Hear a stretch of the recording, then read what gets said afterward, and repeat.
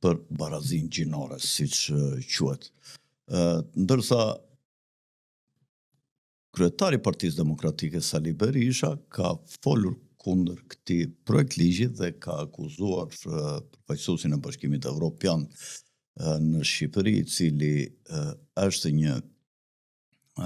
homoseksual, e ka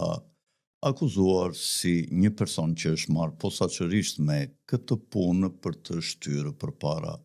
agjendat e veta personale. Njëkohësisht duhet të themi një informacion i cili ka të bëjë me disa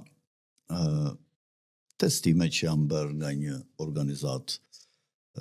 e specializuar amerikane pranë antarëve dhe simpatizantëve të Partisë Socialiste, duke ju dhënë një pyetësor dhe duke i pyetur në raport me prestigjin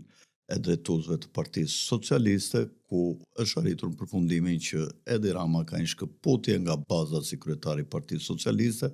dhe konsiderohet prej tyre si një udhëheqës i cili nuk mbron aktivitetin politik të enturazhit të vet në qeveri, duke i lënë ata të keq trajtohen sipas tyre nga